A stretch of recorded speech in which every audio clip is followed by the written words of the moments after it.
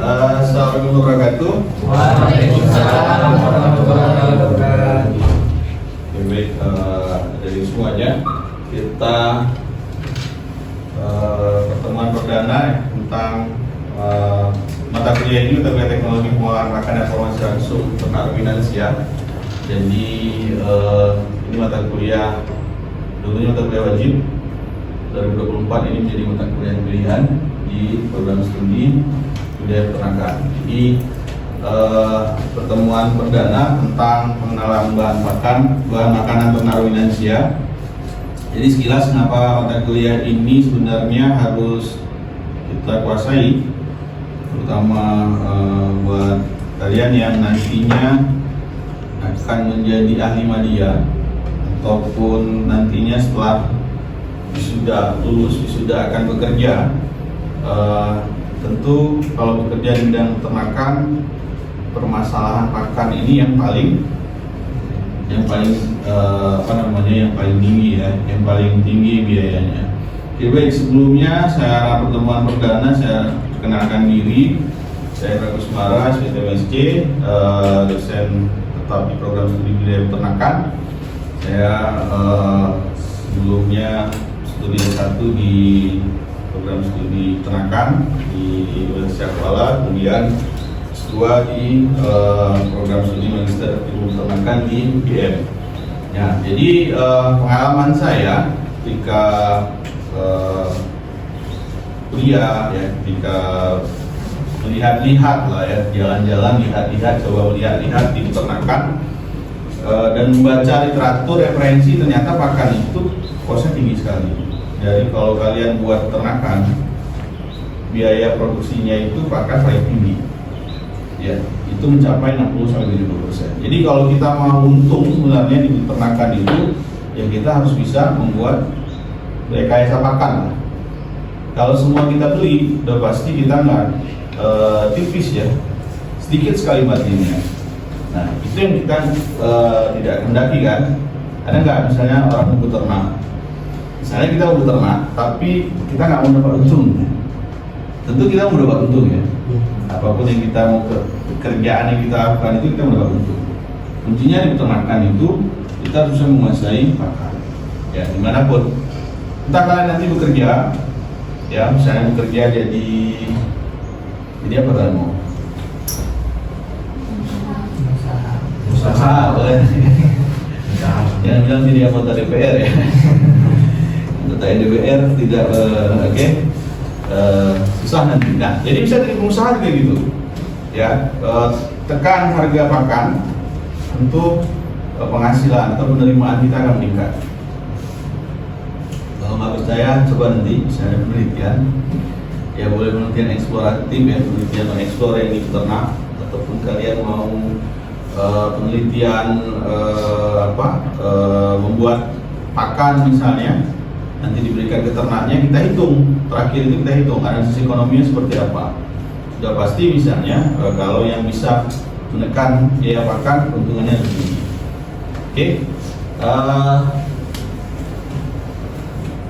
Oke, ini akan kita ya, ini karena pertemuan perdana ya, kita yang membahas tentang bahan makanan ternak dan atas bahan pakan. Tujuan dari pertemuan ini ya, paling tidak mahasiswa mampu memahami tentang bahan makanan ternak, kemudian memahami bahan pakan dan kandungan nutrisinya. Ya, jadi semua orang itu terkadang dia tahu ini bisa untuk pakan ternak Pak, ini bisa dikonsumsi oleh ternak. Tapi nggak semua orang juga memahami tentang kadar nutrisinya, ya. Nah, jadi kan ada kalau kita pernah nggak kalian bisa kuliah di mana pertanian, jurusan prodi apa, budaya peternakan misalnya. Ada nggak orang bisa bilang, ngapain kamu kuliah di budaya peternakan? Orang kakek-kakek kita juga dulu pelihara ternak nggak pernah belajar ya, iya nggak? Iya. Kalian mau dibilang gitu dong nggak? Berapa kalian kuliah di budaya peternakan? Ya jadi, ya kita jawab kan, semua orang bisa melihara ternak, semua orang bisa kasih makan ternak. Tapi apa yang diberikan itu, tahu nggak? fungsinya untuk apa, ya nutrisinya berapa, ya kan? Kan konsep ya, jadi mungkin kita kasih perbandingannya kayak manusia misalnya kan. Kalau kita kalau kalian makan banyak nasi atau banyak lauk? Ya, berarti kalian masuk kategori yang disampaikan oleh ini Gubernur NTT itu ya, Victor Laiskodat ya. Jadi ciri orang miskin itu kalau makan nasi. Nah, karena kenapa? Terkadang kita nggak tahu kan gizi yang dibutuhkan oleh tubuh kita itu apa, sehingga kita yang perlunya ini kenyang ya, Andi perlunya kenyang gitu, perlunya kenyang sehingga kita mengabaikan nilai-nilai gizi dari. Nah, makanya itu berbeda dengan orang di luar ya. Orang di luar itu dia udah punya, di luar Indonesia lah kita bilang ya, orang kalau makan itu kan kalau kita lihat dia udah nggak banyak, tapi kebutuhan gizinya terpenuhi seimbang. Dan itu juga yang diterapkan sebenarnya.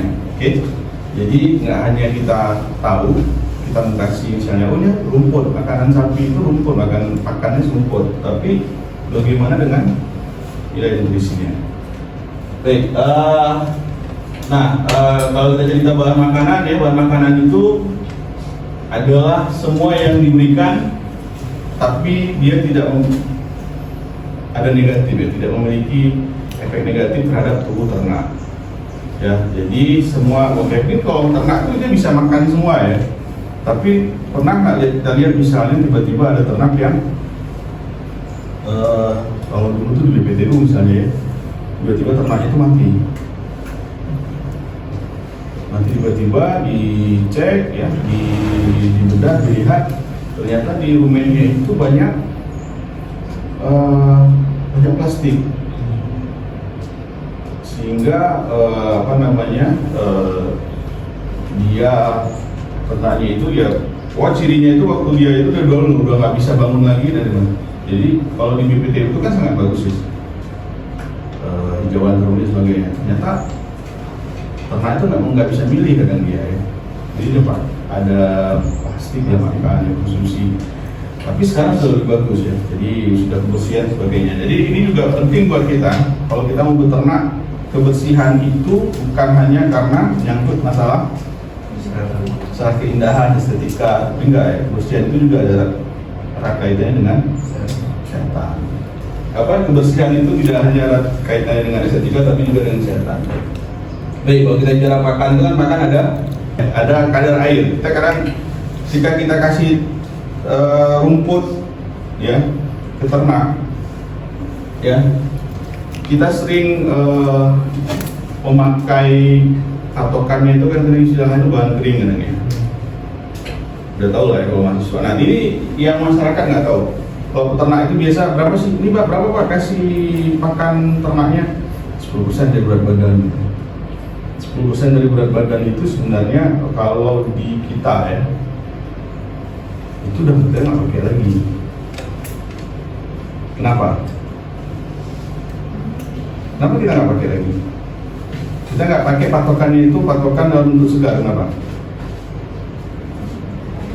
Karena kan kalau dalam bentuk segar itu kita belum tahu berapa aslinya kandungan nutrisi dalam bahan pakan itu. Kalau dia masih dalam bentuk segar kan biasanya kandungan airnya masih tinggi. Oke, kandungan air masih tinggi. Yang lain enggak?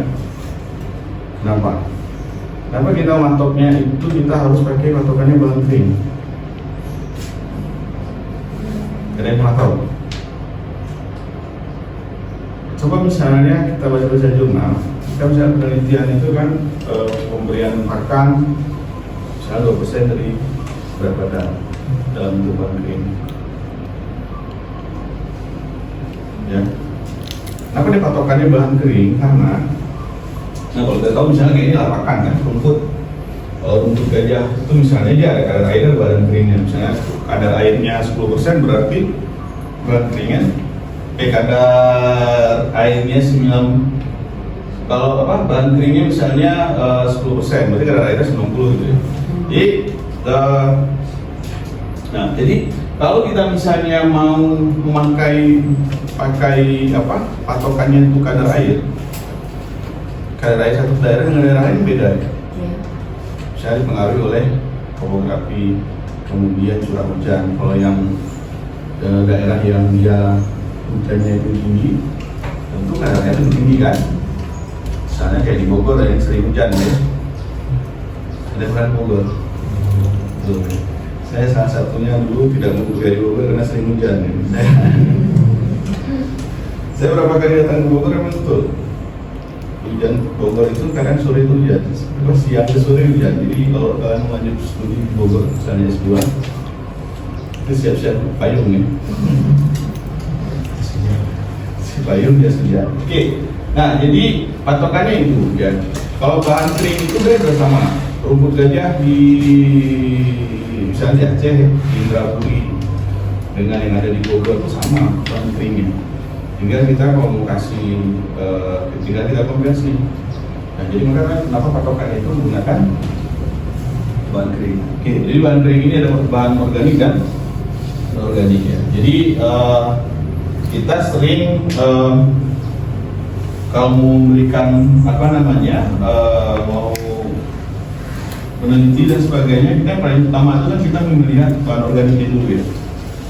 Makanya kita sering analisis menggunakan analisis apa? Proximat ya. Itu Proximat, kemudian itu paling data-data ya. Kalau penelitian tentang pakan, kita kalau mau itu kita data-datanya dulu dan kita tahu misalnya apa dari sini nanti kita bisa hitung apa, kita bisa menghitung bahan kering. Oke. Nah kemudian pakan itu kalau kita secara gampangnya ya, kalau orang tanya apa sih pakan ya, paling tidak pakan itu sesuatu yang dimakan oleh ternak bisa dicerna. Jadi kalau dia nggak bisa cerna, misalnya kayak tadi itu tinggal dalam rumennya nggak bisa dicerna sehingga bisa membuat ternaknya mati, ya itu bukan makanan. Lalu bisa dimakan, dicerna oleh ternak, kemudian dikonsumsi tidak mengganggu kesehatan. Ya. Jadi seperti Indomie itu dalam kondisi apa? Dalam kondisi kalau manusia ya dalam waktu yang terus menerus frekuensinya sering itu kita makan itu juga bisa mengganggu kesehatan ya. Karena ya jadi beberapa kasus seperti itu. Nah ini juga ternak. Jadi kita usahakan kita berikan pakan ternak itu yang tidak mengganggu kesehatannya. Misalnya di pakan itu ada apa yang mengganggu kesehatan? Ada zat nutrisi. Misalnya apa? Tanin dan sebagainya ada, kemudian kawan, saponin dan sebagainya. Oke, ini beberapa istilah. Kansum apa? Kansum itu bahan pakan yang susu. Jadi kalau bahan pakan itu nggak satu ya, minimal dua lah ya. Kalau dua itu pelit ya. Ya minimal bahan pakan ada beberapa disusun ya, dihitung formulasinya dengan seimbang. Ini kan kuncinya kalau buat pakan itu seimbang lah.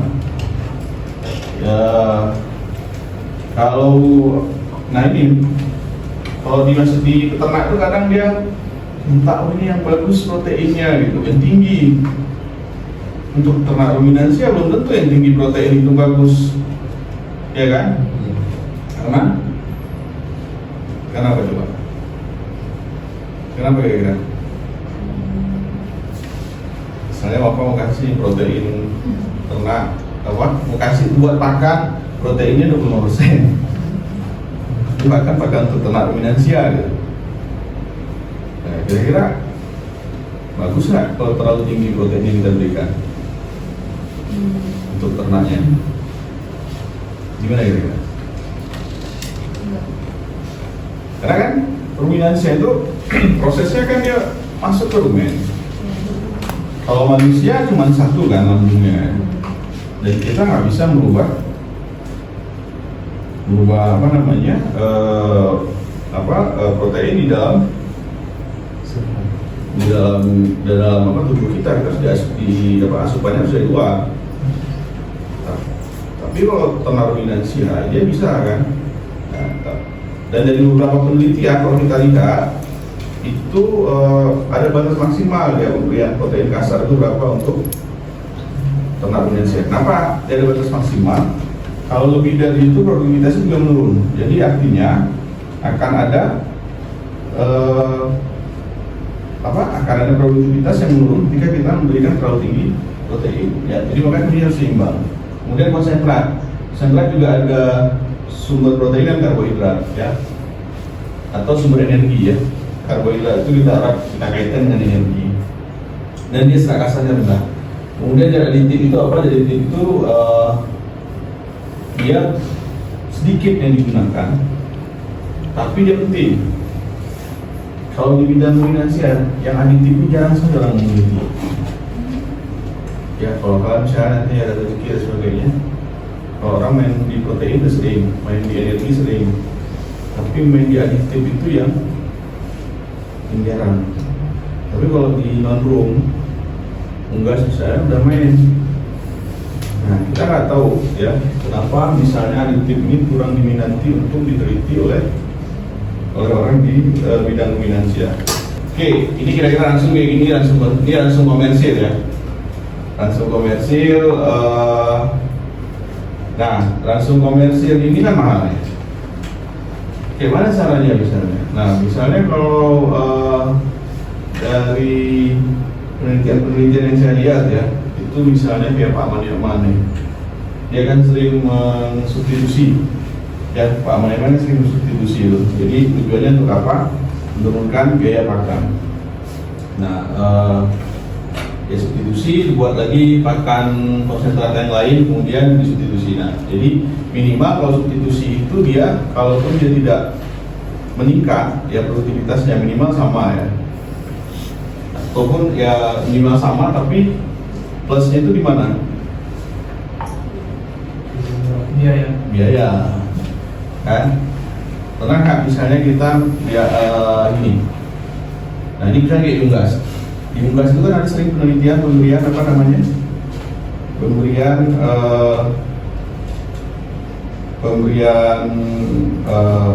pakan, kemudian disubstitusi. Tapi kita lihat produktivitasnya nggak naik. Tapi dia ini kan misalnya diklaim ini pakannya pakan organik, ya kan? Pakan organik itu kan difermentasi dan sebagainya, gitu ya, sehingga jadi organik. Tapi pertambahan berat badannya atau produktivitasnya itu tidak sebaik yang pakan yang dikeluarkan oleh perusahaan. Tapi keuntungannya apa? Keuntungannya yang pertama organik, harganya juga lebih mahal. Oke, baik, kita lanjut ke ini kelas bahan pakan, ya. Ada hijauan kering dan jerami, ya. Hijauan kering itu atau hay, ya, bisa kita sebut hay. Biasanya hay ini kan di teknologi pengawetan di Eropa, ya, karena mereka pada musim-musim tertentu produksi hijauannya itu banyak. Sementara kalau Indonesia kita cuma 2 musim, ya, 2 musim juga tanam hijauan malas. Jadi apa yang mau diawetkan gitu. Ya, paling kita bisa ada satu lagi itu jerami, ya. Jerami ini stoknya melimpah, terutama di Aceh. Kalau di Jawa sudah tidak dibakar lagi, kalau di Aceh juga sudah mulai, ya. Kampung pun sudah tidak boleh dibakar lagi, ya. Sudah ada peraturan tidak boleh dibakar lagi, tapi sudah bisa digunakan. Biasanya digunakan untuk pakan ternak. Oke, ini karena dia jadi energi rendah. Ya, 40-45. Standar itu kalau untuk pegemukan 60-65. Jadi perlu ada perlakuan lagi, ya, entah itu difermentasi dan sebagainya untuk bisa meningkatkan TDN-nya. Nah, kemudian serat juga tinggi, ya. Bisa sampai berapa nih? Untuk gajah itu bisa sampai 30, ya. Jadi ya seratnya terus turunkan lah di bawah 20%. Jadi teorinya gimana? Kalau seratnya turun, ayo siapa yang sudah baca? Serat kasar turun, protein, ya protein meningkat. Ya, jadi itu makanya kalau fermentasi itu kan yang tujuannya itu kan juga itu, ya. Di samping misalnya serat kasarnya itu kita ingin turunkan. Nah, otomatis biasanya kalau serat kasar turun, protein naik. Nah, tapi ini jadi masalah misalnya kalau penelitian serat kasarnya turun, proteinnya nggak naik. Nah, hati-hati, ya. Bisa jadi misalnya nggak ada penelitian, dibuat-buat aja kan. Oke, itu jadi masalah. Oke, lanjut. Hijauan segar, ya bisa seperti misalnya rumput ya, gajah, jagung dan sebagainya. Tapi jagung ini juga kalau di Jawa orang tanam jagung itu dia nggak dipanen buahnya. Ada beberapa itu dia nggak panen. Jadi umur saya lupa umur berapa bulan dia langsung emang dipanen itu dengan batang-batangnya ya. Kemudian ini rumput gajah, ya ini yang biasa kita lihat. Kemudian silase itu apa? Dia pengawetan ya, pengawetan dengan pengawetan tanpa ditambahkan inokulan ya, karena memang dia sudah ada bakteri bawaannya. Jadi itu yang ingin dimaksimalkan. Oke, kemudian ada pakan sumber energi, TDN-nya lebih dari 60% ya. Masalahnya itu apa? Dia proteinnya enggak ya, seperti misalnya pati. Pati itu apa? Karbohidrat ya. Pati, gula lemak sebagainya ya. Contohnya jangan-jangan biji-bijian, kemudian limbah penggilingan, misalnya penggilingan beras dan sebagainya. Ini dia contohnya ya, yang apa? Sumber energi ya. Nah, kemudian sumber protein ada ya, protein cirinya apa? Dia lebih besar 12% ya. Jadi kalau 12 sampai 15% itu sudah bisa kita anggap itu sebagai pakan sumber energi, sumber protein ya. Seperti itu. Kemudian dia bisa sumbernya dari nabati, bisa hewani ya, bisa dari tepung ikan dan sebagainya. Tapi yang tidak boleh itu ya, karena yang tidak boleh itu tepung hewani berasal dari ternak itu sendiri, misalnya kayak tepung darah, itu nggak dianjurkan ya, karena ada penyakit sapi gila. Oke, ini dia contohnya misalnya kayak monkeypox dan sebagainya. Ini sumber protein tinggi, tepung ikan. Sumber mineral ya, ada makro dan mikro yang penting. Kalsium misalnya untuk ternak ruminansia. Kemudian sumber vitamin. Vitamin ini dia dibutuhkan oleh tubuh, tapi karena sedikit orang jarang mengukur itu ya. Padahal untuk reproduksi itu perlu kita lihat vitamin ya. Kemudian daya tahan tubuh ternak itu juga perlu vitamin. Oke, ini misalnya contohnya apa? Misalnya di dalam molasses ada vitamin B kompleks dan sebagainya ya. Dan aditif ini juga butuhnya sedikit ya. Non-nutrisi yang ditambahkan ke dalam ransum dalam jumlah tinggi untuk meningkatkan performa ternak. Baik, ini ya, jadi ada yang alami, ada yang ada yang buatan juga ya. Seperti yang alami ini misalnya enzim dan sebagainya ya. Ya, jadi misalnya kalau proses fermentasi itu yang lengkap sebenarnya kan. Di situ ada vitamin dan sebagainya. Jadi makanya itu yang kita lakukan. Oke. Ini saya rasa ini materi dari saya ya. Setelah ini kita lanjutkan dengan diskusi. Tadi cukup ya diskusinya antar kelompok. Sekarang ini saya menguji mengadu kalian. Ya, bukan tinju ya. Oke. Jadi sudah dipilih? Salah satu ya. Jadi nanti kalian silakan mengeksplor ya. Ciptakan misalnya ini apa sebagainya, nanti teman dari kelompok yang satunya ini akan bertanya ke kalian. Begitu juga nanti setelah kalian kelompok sini menyampaikan, nanti kelompok sebelah sana yang akan bertanya. Siapa yang menjadi jubir? Jubir itu apa? Juru bibir ya? Bicara ya. Dari kelompok kami Pak, saya ingin menyampaikan tentang materi itu pembuatan simulasi Pak. Jadi yang kami diskusikan, tadi dengan kelompok itu proses pembuatan silase. Yang pertama tuh silase itu dibuat dari rumput unggul gitu Pak, yang ditaruh dalam silo. Kemudian ada dari rumput alam ataupun dedaunan-daunan yang dimanfaatkan itu dibuat jadi silase. Kemudian silase itu disimpan untuk mempertahankan masa simpannya gitu Pak. Lalu diberikan kepada ternak ketika bahan hijauannya itu sudah kurang gitu Pak. Jadi kalau ada rumput yang dipotong, jadi dikasihlah silase untuk ternak gitu Pak. Dan itu yang kami pahami gitu Pak tentang silase. Jadi mempertahankan masa simpan. Dan nanti kalau peternak nggak ada ngarit, dia tinggal ambil di ini aja di simpanan. Jadi kan selasa itu yang dipakai rumput. Jadi bahan penting apa ini yang digunakan pada selasa? Ada tambahan nggak? Oh, ada yang pernah kami lihat itu pembuatan silasanya tuh ini di tempat keluarga juga di kelompok ternak gitu kan. Itu dibuat tuh silase itu rumputnya tuh rumput unggul biasa digunakan. So juga rumput-rumput alam lainnya gitu kan. Tergantung ini juga gitu yang pernah kami lihat. Itu penambahan molasses itu manisan tuh molasses, habis itu ada penambahan dedak halus.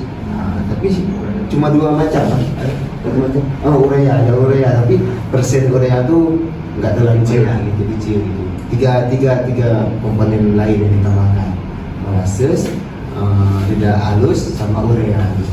Itu yang kami lihat langsung gitu Pak. Oke, baik. Ada lagi? Ada Pak, satu Ada lagi?